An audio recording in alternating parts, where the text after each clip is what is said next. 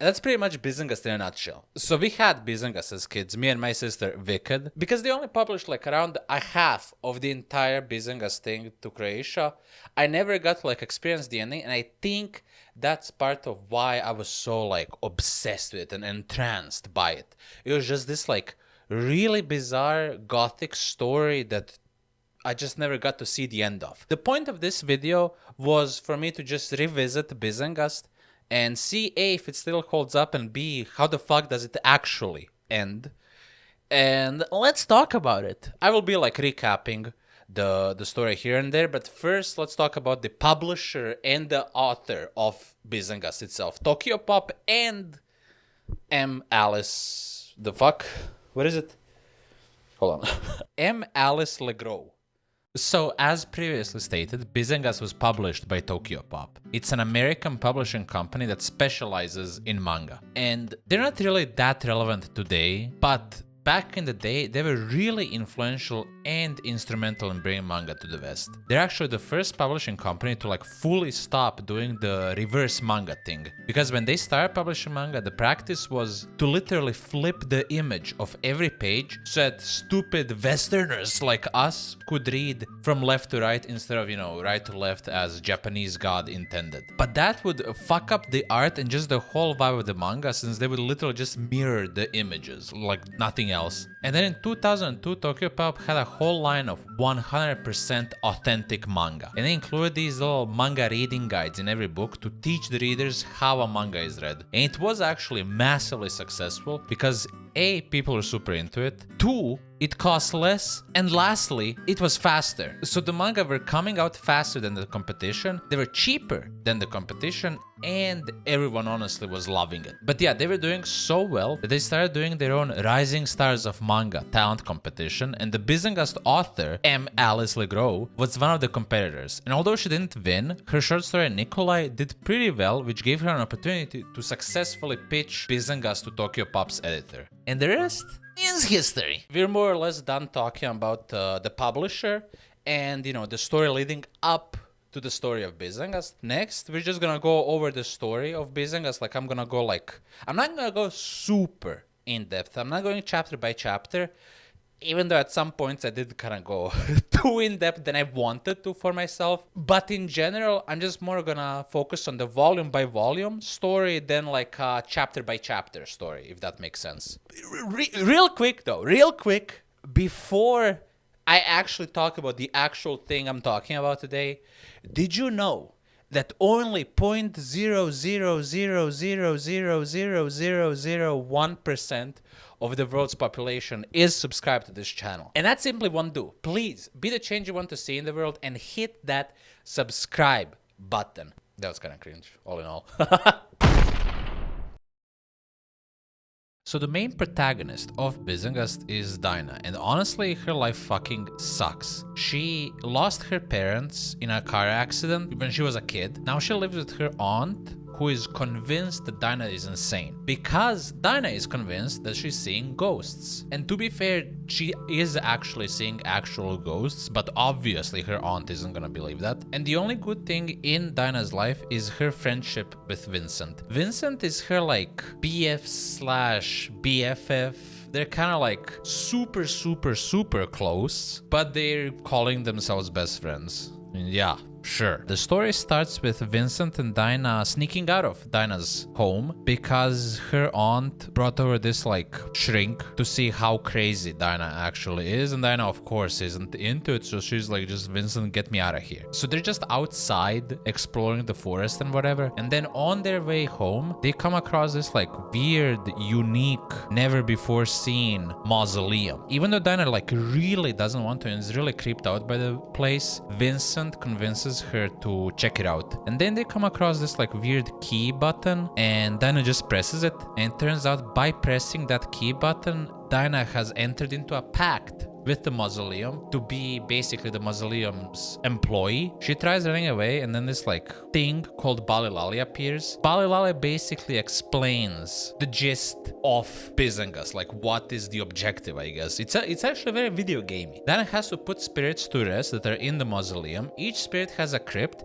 and each crypt has a riddle to enter into the crypt. So every night they must come over here and solve a riddle and then put a spirit to rest. And every night they have to pay with gold to enter for whatever reason. And if Dana doesn't do that, Dana will die, Balalali exclaims in a very fucking cool Junji Ito-esque 2-page spread. Then Dana chooses the crypt and they solve the riddle to enter. Then when they enter, they get transported into like the spirit's domain, basically. Dana is too chicken shit to actually do anything, so she literally just like sits on the ground and sobs while Vincent does the actual ghost busting, you know? So yeah, Vincent is inside and there's like a girl being chased by an old man with a shotgun. And he tries to like help her escape while outside Dana is being attacked by weird upside down face wolves. Right before both Dana and Vincent are about to die, Vincent figures out that to free the spirit, he has to fucking push her off the balcony because she is a bird trapped in a bird cage. She transforms into like a Sailor Moon, angel bird, babe, and just flies off. At the moment that happens, they're transported back outside of the spirit domain and in the mausoleum. The end. That's like the first case, and these were the first 2 chapters. And for a good chunk, this is how Bizenghast is gonna go, right? Like they're just Vincent and Dinah's adventures in the mausoleum. Next, they have a ballroom spirit where a guy is in love with a chick. Because they couldn't be together, the guy decides to kill the chick and then himself, you know, like Romeo and Juliet style. Turns out that the chick looks exactly like Dinah. So this guy is convinced that Dinah is that whatever fucking chick. So he's about to kill her with a dagger while they're dancing. During that, Vincent is chasing a mouse with a key for some reason because the guy has like a lock on his chest, and right as Dinah is about to get stabbed by the Romeo guy, Vincent successfully gets the key and releases the spirit. And then Vincent helps Dinah sneak back home, and that's it. The next chapter, actually, they don't visit the mausoleum. It's like an interesting little just like bottle episode chill day where Dana is just hanging out at Vincent's place. Vincent is kind of a hoarder, honestly. Like his parents are like always traveling and he lives in this mansion and they always send him money. But instead of living in the mansion, he just like collects scrap, is building a little tree house with it, which is like really cool. And while they're hanging out, Dana is actually like filling Vincent in all of the ghosts that she's seeing, because basically the house where Dinah and her aunt are living in used to be this private school, and she claims that she's haunted by one of the mean teachers and some of the children. Next, they're putting a weird Hansel and Gretel style ghost to rest. There's this like swamp witch lady who the kids adore, and she seems like just, you know, kind of a weird witch lady but cool, but turns out she just killed a bajillion kids and she like drowns them and shit. But because Dinah and Vincent are, you know, more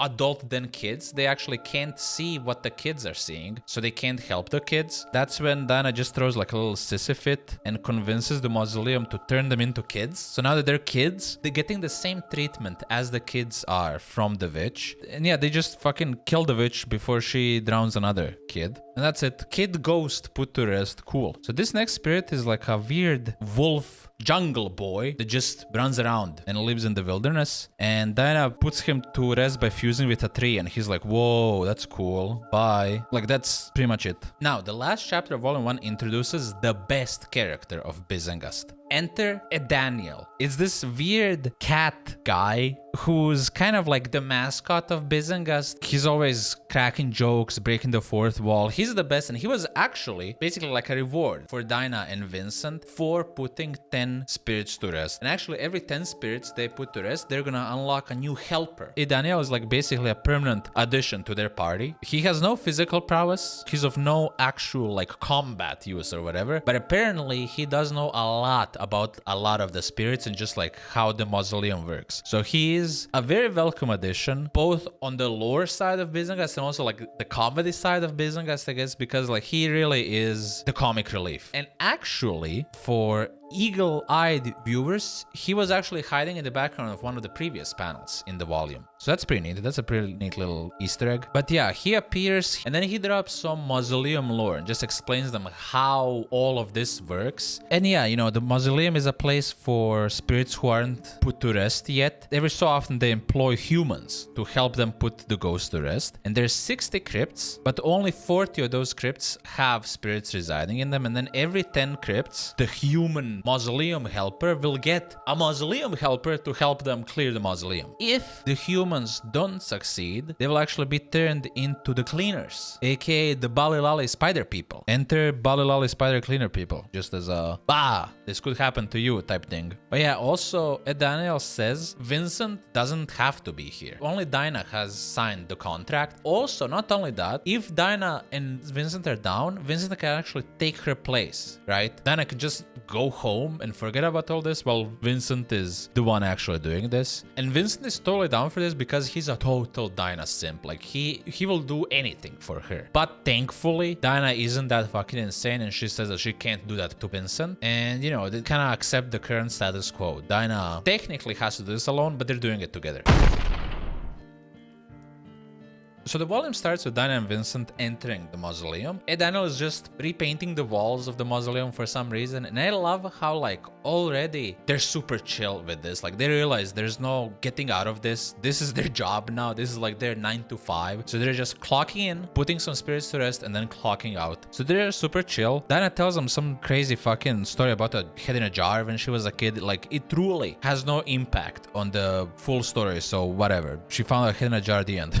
Okay, so the next spirit they put to rest is about this like bratty little kid who was playing at the seaside and she wasn't really nice to the two poor kids. So to teach her a lesson, the two poor kids sat on her and accidentally drowned her because the current rose and she just got drowned. And to put the spirit to rest, they basically had to find the brat kid's favorite locket and then just find where the brat kid is buried and give her the locket. And for whatever reason, the spirit like really didn't want to be found. So they just had to like jump through a lot of hoops. They had like a cool phoenix transformation that gave him cool phoenix outfits. There was a very, very awesome visual and just segment of Dinah assembling the brat kid from like a row of body parts. I didn't realize this while reading this chapter originally, but now rereading it, I noticed like, why is the brat kid, she's like aged way up when Dinah like assembles and finds her. Like when she dies, she's like straight up just like a little kid, but now she is more or less the age that Dinah is. I don't know, why didn't they just make her Dinah's age from the get-go? But anyways, this chapter is like just like very visually cool. There's so many cool Dinah and Vincent outfits and just like the full page spread of Dinah finding the brat kid's head in like a cupboard.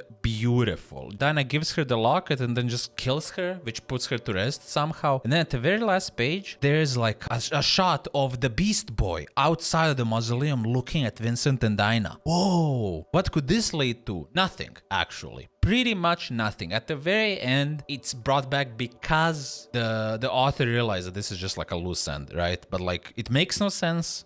I don't know why it's put here.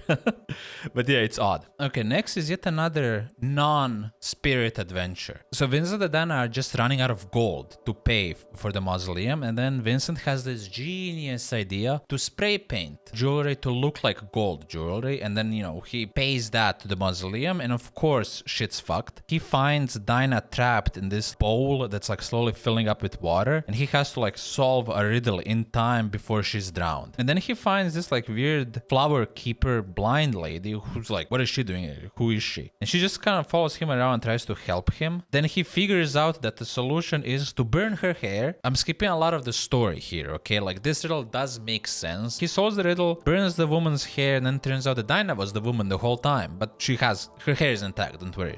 Her very beautiful hair is still intact. Oh yeah, while he was going around trying to find some flowers for the riddle, he came across this like kind of Stonehenge looking altar thing. So the altar thing wasn't connected to his riddle, but he still like, you know, got hung up on it. And he didn't solve it, but it's still in his head. Next, they're trying to put Plague Boy spirit to rest. It's about this guy who is a plague carrier, but can't get sick by the plagues. So he just got everyone in the village sick, but not himself. And then Vincent got hit by the plague. So Ed Daniel took took Dinah to this weird Tree of Life island. The whole trip is very cool. Like they ride on this like weird, tall, four-legged beast thing. And then at the very end, we see a Dinah transform into a hottie. Dinah is very, very clearly turned the fuck on. He still has a tail. His pecs are out. You know, he's a hunk. But yeah, he turned into a humanoid because there's the keeper of the Tree of Life thing, whatever, is a super hottie and he's obsessed with her, so he immediately starts romancing her. And then Daniel leads Dinah to the Lazarus tree, which has these like glass apples that can heal any wound, just fully restore anyone, aka fucking plagued up Vincent. And he tells her to pick only one because, just because, okay? Don't fucking question me, you know, some Apple of Eden type shit, right? At first, Dinah listens to him, and then this weird talking crow tells Dinah like, hey, you better pick one more. I mean, like, it's not gonna hurt, right? What if there's danger? Because you're doing some dangerous shit. And Dinah, instead of questioning who the fuck this talking crow is, she's like, huh, you're right. I should get an apple just in case. Dinah takes the apple to the Plague Boy, not Vincent, but Plague Boy, and tells him like, look, I got an apple for my guy, Vincent. And he's like, oh my god, can I? Please, can I give him the medicine? Because I feel so bad. And then instead of giving it to Vincent, he gives it to Rosemary, this chick that he was in love with, that he, you know, accidentally gave her the plague. Dinah just like enters a trance and like walks out weirdly. Plague Boy healing Rosemary made him, you know, be put to rest. So they are transported outside the mausoleum, but Dinah is transformed into this fucking amazing, cool skeleton dress. And this is like her plague form, because for whatever reason, they had to give a host for the plague to be transported from the spirit to just the outside and then like expelled, which why?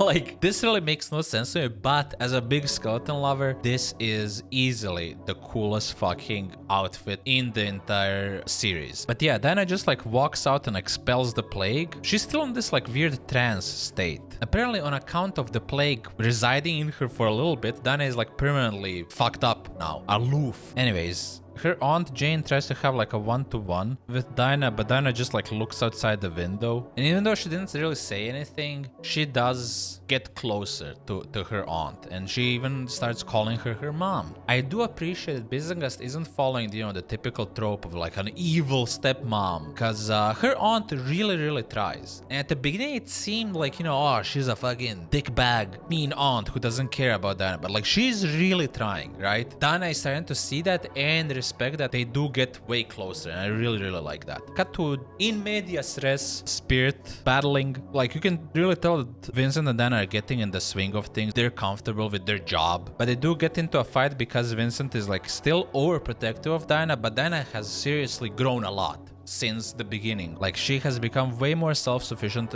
way stronger of a character, and that's what the author stated that they want to do. Like, this is a story about like a initially weak female protagonist becoming like way more confident and strong. Here she's just like, I got this, dude, and Vincent's like, no you don't. Because they're distracted from the fight, they almost die. But Edrier, the iconic next guardian, mausoleum helper guardian, A. Daniel's brother, appears. Hari Bahari. He's great. He's like a weapons expert, epic, awesome man. Yeah, the volume 2 ends on just like him appearing and saving them. Very cool. Very awesome. So I would say this is the best volume. It's definitely my favorite volume. It really hits its stride. It's very confident in the format. It's very much Vincent and Dinah have a job to put spirits to rest, and they're good at it, right? They're really in the swing of things. After this volume, it kind of starts going downhill and kind of loses the plot. This volume is just like the perfect balance. But yeah, it starts out with Vincent and Dinah actually getting into a fight because, of course, Dinah is smitten by Edrier, and Vincent, of course, is jealous. He even calls her out for like dressing up and putting on makeup. They just, you know, stop talking to themselves. They're just like, oh, whatever, let's do this thing. And then like very cutely, I do really like that, they pretty much immediately make up. Vincent just like whispers, oh, I'm sorry, you actually look really cool. And she's like, oh, thanks. She blushes. The character interactions are also like the best in this volume. I love it. But yeah, they solve another riddle and then enter this like floating island realm realm, it's like a land of just like constant partying. There's this chick who's the ruler. She just loves two-faced things. Like she loves when everything has multiple uses. And it turns out, of course, even the whole society is like two-faced, right? At first they experience this like cool gala, and then they fall asleep and they're abducted to become slaves that operate the entire island. It's floating because a bunch of fucking people are just like cranking that wheel downstairs. But yeah, they all get enslaved and they're like, this fucking sucks. And then they just break the whole mechanism. Dinah beats the shit out of the lady. Like literally, she just punches her. And then there's like another very cool like Junji Ito visual of her like peeling off her mask. There's like multiple layers of her mask. It reminds me of like the 3-woman one-shot Junji Ito, right? Next, Dinah has another encounter with Ghost Teacher in her home. And it actually leads her to this weird hidden door in her closet. It's locked and she wasn't managed to enter, but she is aware of it. And then Vincent tries to help her figure out the solution, but they don't. Keep that in mind for later. They're digging into the old burned down school story now. Also, another aunt and Dinah bonding moment. Dinah overhears her aunt slash now mom. I'm just gonna start calling her mom now because Dinah is, and I love that. That's very, very cute. But yeah, Dinah overhears her mom yelling at the psych guy because the psych guy, you know, he wants to keep experimenting and researching Dinah this and that. And her mom is just like, nah, dude, she's doing great now. You need to stop. She's like really, really doing better. And she is doing way better thanks to Vincent and really the mausoleum. But yeah, another like adoptive mom W. And I like that now the whole psych ward subplot has been thrown out with this 2-page interaction because like it was just too much stress, right? It was too much. There's nothing else I can say because like there's whole like, oh, bring gold, sneak out at night, put spirits to rest, otherwise you'll die, and also your mom thinks you're insane, and also she wants to put you in a psych ward. Like there's just too many chefs in the kitchen, right? Like it's way too much pressure and way too many stakes. So I do like that she like backtracked and like lowered the stakes. I wish it was like that from the beginning. Anyways, on to the next spirit. Edrir is like really getting on Vincent's nerves because Edrir is also simping hard for Dinah. That kind of, you know, gets in the way of their job in this next spirit realm. They're transported into this like weird plant jungle realm, and they split up in pairs to look for this blind girl. Turns out the whole jungle is swarming with blind girls who aren't actually blind and they can see, and there's like millions of them. In this whole spirit realm, the boys are like totally useless. They're just totally overrun by the blind girl army, and then Dinah figures it out. She finds where the actual blind girl is and she just tells her like, chill out, bro. The end. Next, we get a little update on how Dinah is doing in real life outside the mausoleum. She started going back to school. That's very cool. Yeah, I completely skipped over that, but like this whole time Dinah wasn't allowed to go to school because she was just, you know, off the deep end. She was fully succumbing to her ghost visions and she was throwing like little fits, rages, shits, doodads. But now she's doing way better. Her mom allowed her to go back to school, and you know, she's doing so much better than from the beginning, and that is very rewarding and fun to see. But yeah, the next spirit is in this like labyrinth realm. It's actually full of each of the characters' desires, right? It's a temptation episode. Each character stumbles onto a room that has like their deepest and greatest desires that really plays with their mind. Dinah finds these two girls who are like, oh my god, you're like the prettiest woman ever. They should do all the work because you're just so pretty. And she's like at first like, no, I'm not that pretty. They're like, yeah, you're like the prettiest woman ever. And she's like, I am the prettiest woman ever. And then next is Vincent, and his desire is very uncharacteristic. I do not like this one. He enters a room full of treasure. Dinah and Daniel are there and they're like, whoa, look at all this treasure. We're gonna be rich. And Vincent is me like, we? This is my treasure. I'm doing all of this for free. I don't even have to be here releasing spirits. This is my treasure. And he, you know, he starts going like Gollum mode basically. And that is so not Vincent. Up until now, he never cared about money. He did get an allowance, but he didn't use it. He really liked making new things from like old stuff found around Bizenghast. So I feel like this is just a very shoehorn and like, oh yeah, he's a super greedy man. He really wasn't up until now. Next, Edrir's little thing, he sees Dinah being like a damsel in distress, and dude, he is such a simp for Dinah. He kisses Illusion Dinah and she's like, oh please, Vincent has gone mad, he's gonna kill me. And he's like, okay, I'm gonna save you. And then Daniel is actually the only one who isn't illusioned. He isn't tempted. He brings them to their senses and he actually tells them like, you're all in the same room. Like, there isn't even a labyrinth. It's literally just one room. And they were like, oh, that's embarrassing. Then Dinah realizes that the only thing that hasn't changed in any of the illusions is this map of the labyrinth. So it turns out the spirit is actually that map itself, and the whole spirit realm collapses on itself. I don't know why that's happening now, because up until now, they would just get transported the moment like the spirit is put to rest. And now it's a slowly collapsing realm because Vincent has found a piece of that Stonehenge thing I was talking about. So he just kind of added out of nowhere that like, oh, it's a time thing. He has to quickly get the Stonehenge piece to research it before the spirit realm collapses. Plot hole. That's a plot hole. All that to say, you know, they put a spirit to rest and Vincent found a piece of the Stonehenge. That's the end of Volume 3. Volume 4 is still halfway good. There's an event horizon. When it happens, everything goes downhill, kind of. I do wonder if that's how every, like, Bizenghast fan feels like, or if it's just me. Because for me, there is, like, you know, before a certain event, Bizenghast, which is way better, and then after a certain event, Bizenghast, which is way worse. But yeah, on to event horizon. Okay, so the volume starts in the middle of a ghost realm. Like already the gang is what I've been calling Vincent, Dinah, and Daniel and Edrir, by the way. I do like how like they become kind of like a JRPG party, right? However, so often a new party member is added. That's like very satisfying. And they're an iconic group. Like their interactions are really very fun. Anyways, they're in this ghost realm where everyone adores their like Oracle, God, the Queen. But yeah, of course, it turns out, you know, it's not all how it seems. And then I actually finds like a weird hidden laboratory with a bunch of women in tubes that are missing certain parts. And yeah, in one of the tubes, Dinah finds the body of her friend from high school, Brenda. Turns out that the Queen Goddess Spirit is Brenda herself, and she's just farming beautiful women for parts, and she's building herself into the ultimate perfect woman. The last piece that Brenda is missing are eyes. And of course, she wants Dinah's beautiful main character eyes. Right, she's about to get Dead Space 2 eye extracted. The boys help her out, and then Brenda comes to her senses and tells her her backstory of her getting bullied in high school, and then in just a fit of rage killing her bully, and then when she realized what she did, she killed herself. She comes to her senses and then just like rips off her skin in like a fucking crazy ass visual, and that's it. Spirit put to rest. Crazy that like Dinah never fucking mentioned Brenda up until now, because there is a flashback where Dinah and Brenda seem to be like besties. Very shoehorned backstory. There's a lot of those. Next, Vincent is in the local town library trying to research the fucking Stonehenge thing. He asks the library lady about the history of the town, and she drops some like really interesting lore that like Bizenghast was built by this like God-fearing guy who put a lot of money into the town to make it God's little town, to make it like super pious, holy. He even built like this little praying station.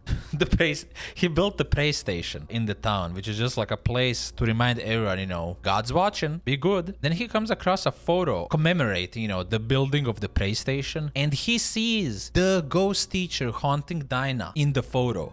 The plot thickens. That was the end of that whatever random chapter. Okay, next we see Edrir hunting like a weird monster boar man, while the rest of the gang is just playing cards somewhere in the bushes. They were supposed to help him, but they just got, you know, too involved playing cards, which is pretty funny. Turns out this wasn't even a spirit they were putting to rest. They were just hanging out with Edrir and Edania while they're doing some mausoleum busy work. After having Balalali take the boar man to the mausoleum, next they go to a crashed car in the forest, and just, I guess, just to escort the spirit. The car wakes up.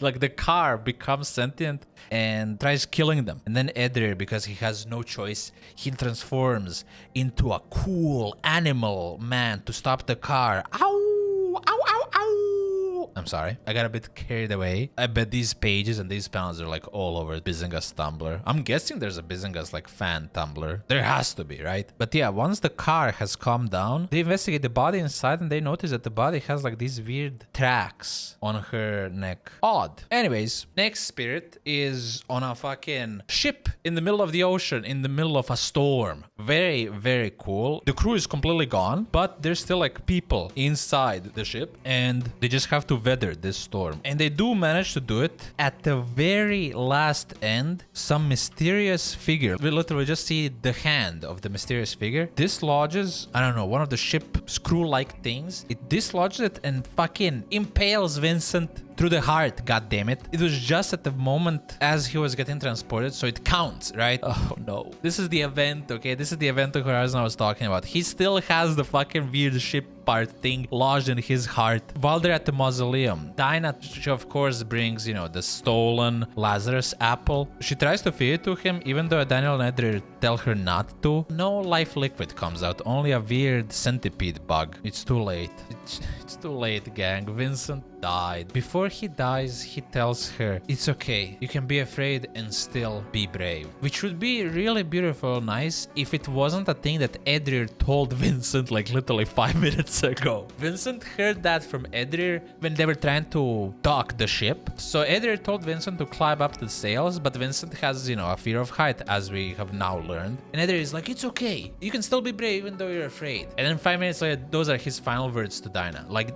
fuck that, dude. Vincent has been shafted. He dies. She sobbed. End of volume 4. I'm not a fan. Okay, I am really not a fan because it's so unceremonial and so poorly done that it doesn't feel real, right? Because like, I just didn't see it coming and it's not in a good way and I don't like it one bit. I'll probably bring it up every fucking volume because it really did shift the story for me. It went from like, oh, this is so cool to like, oh, this could have been just so much better, right? It's all downhill from here, gamers. Oh yeah, one last thing before we move on to volume 5. At the very end of volume 4, Diana is like in front of Vincent's grave and she has like a whole speech how like, there's no one up there watching over us, they're all alone, which is like an insane opinion to have when you're quite literally working for the afterlife. You're like as deep as you can be in the bureaucracy of the afterlife.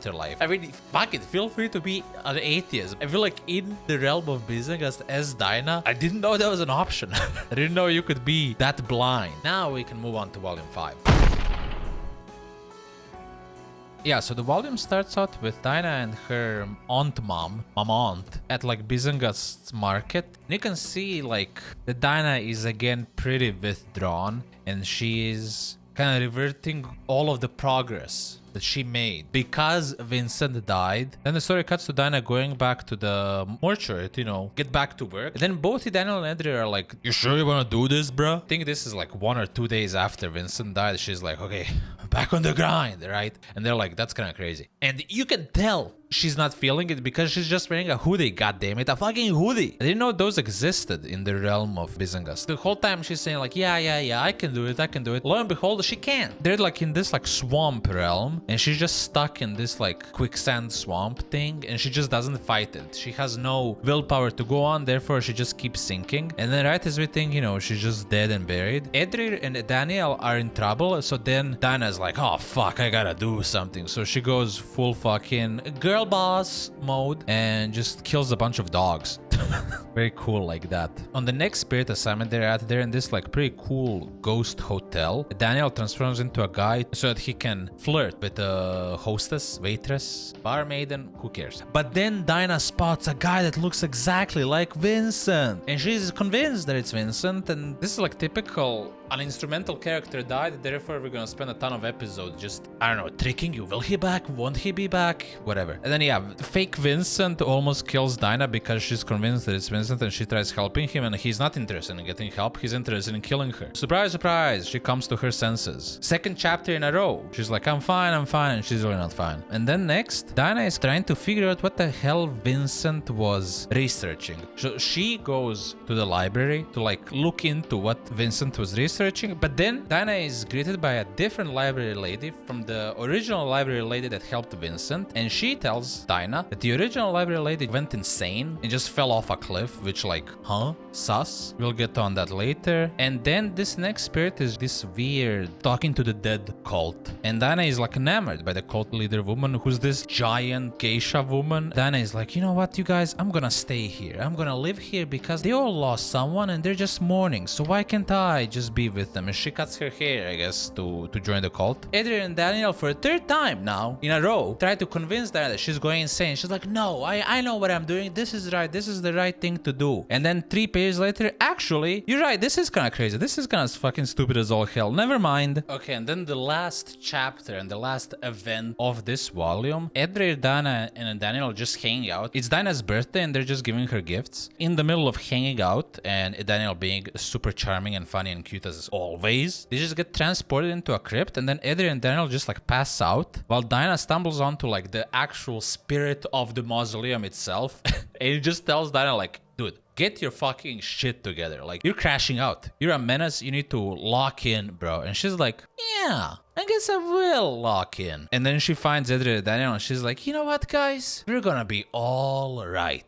And that's it. That's volume 5. I did kind of blast through it, but that's because volume 5 is 5 chapters. That's the exact same chapter, just reskinned. Dinah doesn't believe Vincent died. Dinah realizes Vincent has died. But yeah, with that glowing review, let's move on to the next volume. This volume starts with Edrir, with the help of Daniel, going into the town of Bizenghast during daytime to find a gift for Dinah. They actually end up running into Dinah and just like stalking her and finding the perfect gift. Honestly, while I was reading this, at first I thought the story was going like, oh, this is actually a doppelganger Dinah, because she's so incredibly normal. Like, she's fully okay. Obviously, the last chapter did kind of like set her up to be like, all is fine now, but like she's super all is fine now. And I think this like 1 or 2 days after the last chapter, so she's just okay, yeah, I'm good now. It was just like a decision she decided to make. But yeah, Daniel and Edrir have like a bro sesh, buy her the bracelet that she liked, and then they just drop it off for her at her windowsill. Literally the entire chapter is Dinah just having a crazy, nonsensical, ominous and prophetic dream. She just walks through this like wacky version of the mausoleum, falls through the stars, opens a bleeding box while there's like a bunch of yapping. And that's literally it. Next, Dana is like, doing the usual night sneak out of the house to go to the mausoleum, but then she realizes that her aunt isn't even home. Back at the mausoleum, Edrir and Daniel reveal to Dinah that they cleared enough crypts to unlock the next party member. So they go upstairs to find their sister, which they're like really hyping up. Like, she's like super wise. She knows what the fuck is up. They go to her room and she's not there. Dinah's medallion is there. Their sister Aniri was supposed to gift her, but she's not here, so Dinah just, pockets the damn thing. They keep going deeper into the mausoleum, and then they reveal more lore of the mausoleum. So there is, in the depths of the mausoleum, a tiny piece of the afterlife stored in a chest, and that's how the mausoleum can have like a connection to the afterlife, right? And that's how it operates. And Daniel actually tells Dinah that the whole Ark of the Covenant incident was actually that tiny piece of the afterlife, because anyone who directly sees the piece of afterlife just dies. That's a neat little, I guess, real life world connection. And this is another reason why it's actually insane for Dana to be a confirmed atheist. Like, she's literally, oh yeah, there's a box full of afterlife in there. Nah, I don't believe it. Kind of based. So Edrir says that an iconic piece of the local human habitation keeps them tied to real life, and that's what Vincent was researching. All the pieces have been very aggressively connected. This feels like, oh shit, there's like a million loose ends from like a bajillion chapters. Let me just tie them up real quick in one lore dump chapter. They're just revealing this like crazy intense lore while they're just going down a hallway, right? Looking for, what's her face? Edina? Ingina? But yeah, they're just giving Dana like kind of like a very, very late tour of the mausoleum when they realize something's wrong in this garden area. Something's not right. Hey, wait up. Wait, what's wrong? The seed. It's gone. No, that one iconic seed that we all knew about since the beginning. We all definitely knew about this from the very beginning is gone. No! Look. The glass on the side has been shattered. And also, it can't be. That's Anir's favorite bracelet. No! And then Elala. Who the what? Elala's dead, guys. I'm sorry. Sorry to be the bearer of bad news, but Elala, our favorite character, has died. I'm so sorry, dude. Adrian and Daniel are just like fully unraveling. Like they're just completely crashing out. The third companion is missing and the fourth companion is dead. And also the whole fucking engine of the mausoleum is gone. So then Dinah, you know, regroups Daniel and Adrian and just tells them to like fucking get your shit together. They put the mausoleum in full lockdown, and then Adrian is super serious and tells Daniel like, listen to me, you have to go back home. Do not look back. Do not pass go. Just go home, right? And she's like, okay. And then he kisses her on the forehead like a total creep. And Daniel does call him out for it, which, you know, once again, goated a Daniel move. But yeah, Daniel is making her way back home when in the town she sees that like everyone's gone mental. Like they're just doing like a good old-fashioned book burning, looting, burning shit. And they're all led by Eniri. The villagers, the townspeople, they all have like those tracks that the car woman had. So Dana realizes something is fucked up and tries to run away. And she succeeds. But she sees that the house is in complete disarray. So she just runs to her room and then she finds the one door in her closet open. So she takes a flashlight and just investigates downstairs. And she finds like a whole hidden room there. And she finds a specific closet and in it is the skeleton of the creepy teacher lady that's haunting her and two kids. And she's like, ah! And runs back up. And then she spots the painting that her and Vincent were like investigating earlier. And she realizes that something is hidden inside of the painting. So she scrapes through it and she finds like a letter inside. The letter is the story of Adelaide, the teacher lady. Surprise, surprise, the teacher lady Adelaide isn't evil or whatever. She was pretty much the only good fucking person in that school. She realized that this town is like very God-fearing in a witch-burning way. So she's like, this shit is fucked. But I can't leave because A, they'll suspect me that I'm evil or something, and B, I just can't leave these poor kids. And she reveals that the hidden room downstairs where Dinah was is actually the hidden classroom that she made to just, you know, hide the kids. And she also learned that people are intercepting mail, so she didn't want to just send this letter out and reveal herself that, you know, she's not up to code with this cult town. So she hid a letter inside of a painting that one of her classmates made. I have nothing left to lose here, and I must make a stand against the horrific acts that have played out many times within this town, under the false veil of innocence. Heaven help and the people of this town who still have some goodness left in them. I will always be your loving sister, Adelaide. Oh yeah, she addressed this letter to her sister who's like out of town. And then Dinah is just really nonplussed by this letter. She's like, huh? Literally, what did she mean? And then Dinah is actually visited by Adelaide, the teacher. And Dinah is like, get away! I've had enough of you! Get away from me, demon! And she's like, bro, I'm actually chill. And then she pretty much just retells the letter to Dinah as like, dude, I'm actually good. And it's like, bro, Dinah, what the fuck? Did you not read the letter? Like, I got it. I got that she's not actually bad. That was an idiot in this chapter, dude. But yeah, it turns out that Adelaide was just, you know, acting like a mean ghost because she lost sight of herself. And then she was like, you mean you were trying to help the children, not hurt them? And they blamed you anyways? That's horrible. Like, bro, she literally said that in the letter. She outlined all of that in the letter that Dinah just read. I don't understand this back and forth at all, bro. But yeah, Adelaide tells Dinah that Bizenghast was built on a bedrock of evil intentions. And now it seems that evil has returned. We must go to the place you know as the mausoleum if we are to find the answers we seek. And then the story cuts to Edrir and Daniel at the mausoleum. And they're pretty much just trying to figure out what to do next. Because like they also sense that something's up with the town, but they don't want to leave the mausoleum alone. So Daniel finally makes a move and he puts the mausoleum in even deeper lockdown, puts a little BRB sticky note on it, and they decide to go into town. On their way to the town, they stumble into, oh, I don't believe it, a big ass army of all of the previous ghosts they put to rest. And turns out they're all led by fucking Joan of Arc mode, Dinah. Hey guys, yes, who just got drafted? Check please. End of volume 6. I think it's pretty safe to say that this series has jumped the shark. What are we doing, bro? Ghost Wars? Volume 7 starts with the chapter Trials of Dinah, part 1. So we see all the ghosts just making fucking weapons, like literally fusing rust style sticks and knives to make spears, and Dinah is like a war general preparing everyone. We don't wanna go to war today.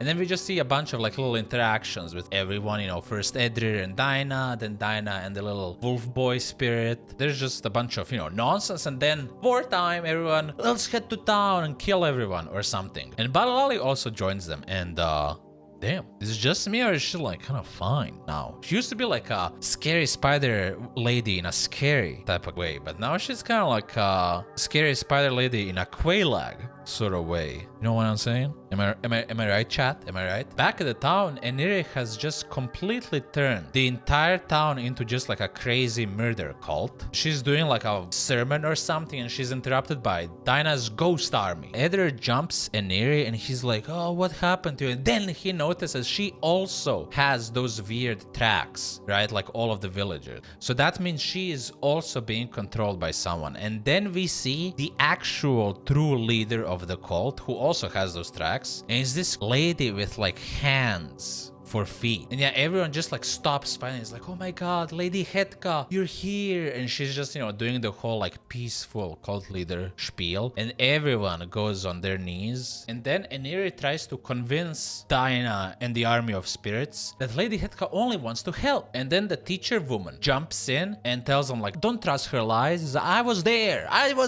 when the book were written. I know what happened. So we get a flashback of back in the teacher lady's time, when the cult leader Lady Hetka was being hung for being a witch by like the pious Bizenghast townsman. And the Hetka was just like, you know, super pissed that she was being hanged. So they stabbed her with a cross, and Hetka snaps the ropes on her hands and just drives the cross further, which curls her robe into the dress we see today. She then snaps off the cross and she hurls it at the town coda, splitting it down the middle, and then they hang her. Teacher lady was just like so disgusted and shocked by what she saw that she, you know, escaped or something. That's when the principal spotted her, and that's why she was killed in a schoolhouse fire. Yeah, like the rest of her story is about just her being burned alive with like 2 school children. But like, how is that story supposed to convince anyone that Lady Hetka was in the wrong? All that story proves is like, fuck dude, these people are evil. And she's like, no, don't trust Lady Hetka, for she was a victim.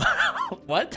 I don't get it. And then Lady Hetka just like jumps in and she was like, don't you see, dude? They're insane. She's like, oh yeah, they are insane. So then the teacher lady is now on the side of Lady Hetka. I don't know why she wasn't from the get-go, honestly. Like, this is just odd. But then I notices when Lady Hetka went over to the teacher lady to, you know, embrace her and like console her, she spread her mark on her. So now the teacher lady also has like the neck mark. Now we know that's like the mark of the noose, right? When Hetka was hanged. Then Dana is like, oh, all your opinions are false because you're forcing people to act this way. And I guess, you know, fair. So then Balalali tries to attack Hetka while she's, you know, defenseless or whatever. And Hetka just touches her. And Balalali is on the side of Hetka now. Awesome. And then Daniel fucking goes full berserker mode because this shit is making him miss his shows. So he goes Giga Daniel mode and just fucks shit up. And then there's just a bunch of fighting. Edrir gets touched by Hetka, so oh no. And he stabs Daniel in the eye, which makes him collapse. And then all the villagers are just stabbing at Daniel. And then Dinah just runs away, right, out of the town. She actually goes back to the mausoleum, begging the mausoleum for help, and leads her all the way down into the mausoleum. Meanwhile, Lady Hetka made like a throne of a tree and is just kind of just enjoying being in charge. She's just getting a bunch of jewelry, getting charmed by Edrir. Back to Dinah. She has been led all the way down, and this room is actually a forge. And now we finally know why the hell Dinah had to bring so much gold to the mausoleum. They actually melted down all of that gold and poured it over Dinah. Very cool. But yeah, actually pouring that gold over Dinah made her into, you know, ultimate warrior Dinah. She got this incredibly cool like battle armor and a scythe, and this is her like ultimate form. That was totally planned from the beginning. It definitely wasn't shoehorned in to find like a reason as to why she even had to pay so much gold. I don't think this dress is even gold. There's a lot of black detailing. Where'd that come from? Talking about the art now, man, like the art, I don't know if you could tell, but I'm not a fan of this chapter and this volume, but the art is the best it ever was. Especially this like full page spread showing of the armor. So sick. I love Dinah's design. I love her eyes. The armor, so incredibly detailed. But yeah, Dinah once again declares war on Lady Hetka. And first, you know, she tries to like, oh, can't we all get a bong? And Dinah's like, this is just a facade. You're fucking dripped out in jewelry and gold. You're a piece of shit. And then Hetka's like, okay, I guess no more talking. She calls in evil Ultra Daniel. And this is Dinah's toughest trial yet. Will she survive? Find out next volume. That's right, next volume after the first chapter of volume 7. Weird, isn't it? You're right, it is weird. That's the only chapter of volume 7. Like, it's not short or anything. It's a pretty chunky chapter, but like, it's all just volume 7. Why split it up into chapters then? And that's where the publishing company TOKYOPOP comes in. So in Japan, first they would just release the chapters one by one in a collection of various different mangas chapters, you know, like Shonen Jump. After a bunch of chapters, they would be like all collected into a volume. That's what TOKYOPOP just published, just like the completed volume. But when they started their own like Western manga, aka comic books, they want to like emulate the vibe of the manga so much that I guess they wanted their artists to split up a book, you know, the volume, into multiple chapters. The only way you can experience Bizenghast is in volume form, not in chapter form. I don't think anyone would object, right, if it was just like book 1 through 8 instead of volume 1 from 8, because like there was nothing to collect into a volume because it's already there. I don't know. It's not like a problem per se, it's just odd, right? It's like an odd little artifact almost of porting the Japanese form to Western form. Anyways, back to the recap. The final volume. This chapter picks off right where the last chapter left off, mid-reveal of a Daniel, and then it just lashes out at Hetka. You're sick, you know that? You're sick. You don't care about anyone but yourself. No one but yourself. And then none of them just like listen to her at all, so Daniel just slaps the shit out of her, and the fighting begins. Dana fights back, and the scythe is actually like very effective against Daniel. Edrir tells Hetka that they should be wary of the scythe because it is stronger than them, because it was made from the mausoleum itself. And then the very next thing that happens is Daniel just swats the scythe away and it gets lodged into just the roof of a building. Awesome.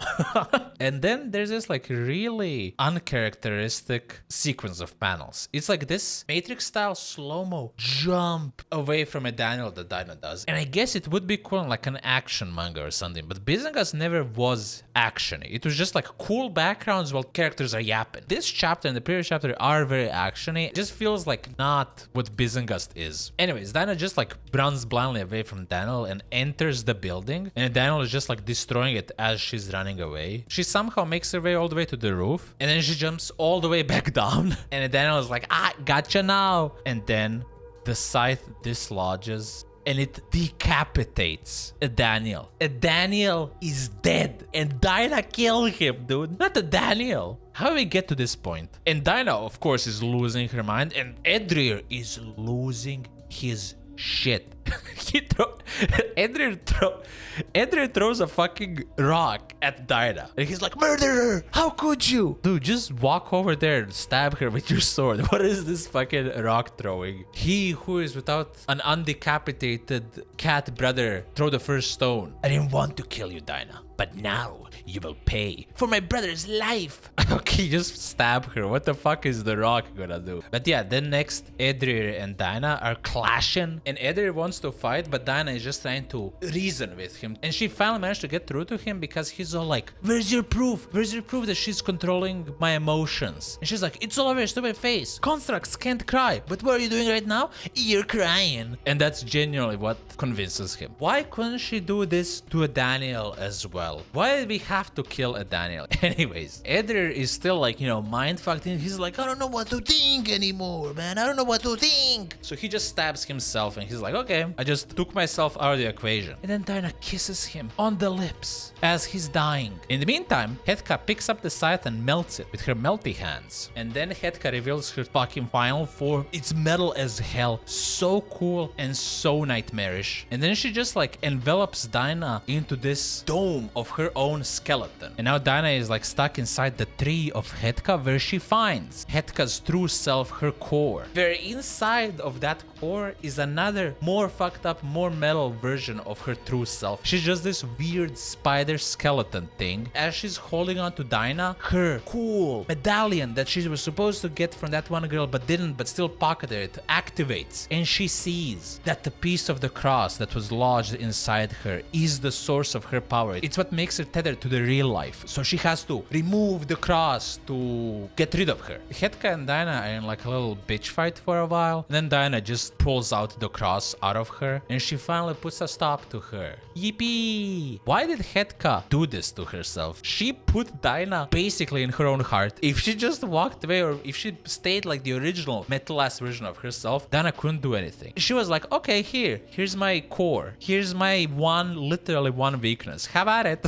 Okay, next, Dinah has this crazy plan that just might work. She still has Hetka's cross, the thing that kept her tethered to this world. As long as she couldn't cross over. I wonder if I could get a message to the other side. So using the tip of the cross and a piece of stick, she makes a makeshift stake. And she aims it at her heart and just like falls on top of it. So she dies and goes to the afterlife, which she doesn't believe in, by the way. And then she sees her mother and they're reunited for a bit. And then her mom gives her a new seed, a piece of the afterlife to take with you. Keep it safe. And she's like, thanks, bye. And then she wakes up and she sees that she still has like the little chest of the afterlife. And for the second time, she knows what to do. So she gets up, opens the chest of the afterlife, which I guess just gives back the life energy to everyone around her, including Daniel, including Edri, and including all of the village. And she's like, it worked! I did it! So she puts down the chest and falls over and dies again. Her cool mausoleum armor melts, and then she gets up, sees that the town is alright. It's actually more than alright. The fountain, for whatever reason, is like pouring gold out of it, and she's like, well, I'll be damned. She still has the piece of cross in her, by the way, so she just removes it, falls over and dies for the third time now. But this time she stays dead. For like the last 50 pages, all that's been happening in real time is her stabbing herself, falling over, getting up, falling over, getting up, falling over. And then we cut to Dinah's funeral, and Ghost Dinah kisses her aunt. Try to give up the cigarettes, auntie. I don't want to see you again too soon. Aww. She's calling her auntie again. Like, what happened to mom? That was such a beautiful, powerful moment, and now it's gone, bro. Yeah, she just starts walking outside, and she comes across Vincent. It's Vincent! Oh no, and Vincent's like, don't I know you? I don't think so. My mistake. And then they just keep walking together in a direction, and they're drawn to the mausoleum. And then when they see the mausoleum, they remember, Vincent! Dinah, it's you! How did I forget? Oh, Vincent! I can't believe it's you! Don't ever go away! And then they kiss. Everyone, please forget about the Edrir and Dinah kiss, okay? That was fake canon. This is true ship canon. And then we cut to the next generation. There's another pair of mausoleum servants. And yeah, the very last pages are just Vincent and Dinah on the roof of the mausoleum, just enjoying their afterlife. I think I really love this town. The end. So that was the end. We did get a few panels of just like the author M. Alice just having like a little afterthoughts. She's also accompanied by a Daniel who says, I noticed Vincent is back. Did you finally cave in to read the requests? And she says, no, he was always coming back. So you lied to readers for 3 years about him being gone for good as a joke? Yup, it was in the script from day one for him to come back at the end. Okay, I'm sure it was in the script he was gonna come back at the end, but I really doubt it was like this. It was this messy and this stupid. That's it. That's the full story. Yeah, so Volume 8 kind of sucked. I am shocked by how much I dislike the ending of Bizenghast. Volume 8 across the board for me personally is a huge miss. Is it just me? Like, what did you think listening to the story? I mean, it is tough because like you're listening it through my lens. I think it was poorly done all in all. But I also do think it's possible that I'm just like so butthurt about Vincent's death. Yeah, genuinely, let me know what you think about this ending, about Bizenghast in general. And it's not that I'm just begging for interaction, which I am. But I am also like very curious because like I've never felt so conflicted. After Bizenghast, M. Alice kind of popped off with webtoons of all things. Like she made a spiritual successor to Bizenghast. I think it's Stagtown. There was also like Edrir reference in Stagtown. Not even a reference, just like a straight up character that is Edrir in Stagtown. I should really read both Stagtown and the other webtoon I can't really think of now. Oh, also, did you know they made a Kickstarter for a Bizenghast game? That would have been super interesting, but sadly, they didn't get anywhere near the goal. Looking at literally the 1 second of like gameplay in the Kickstarter trailer was so weird. It was just it was just Dinah doing like a weird GTA 4 style run like that. Like it was so fucking weird. I don't know, it was just very off-putting. Like, what? One really cool thing that's completely inconsequential, but I'm a fan of Mist and Riven, and so is she, and I have verifiable proof. I need to talk about this. So, in one of the panels of Bizenghast, I saw a symbol that's in Riven. It was just in the background of one of the panels, and I was like, oh, it's there, you know, Riven reference. And then in the Kickstarter trailer, she was saying how she's like a massive Mist fan specifically. So she was like very excited and very on board to make a Bizenghast game just because of, you know, like, oh, I love Mist, I want to do something like that. I respect you. I recognize real. Mist recognize Mist. That's cool. Anyways, yeah, that's it. I think that's the video now. But yeah, thank you so much for watching. I know I haven't been on YouTube for a long time. Well, I have on my second channel. Oh my god. I'm not gonna put anything on there. Justice for Vincent, okay? Fucking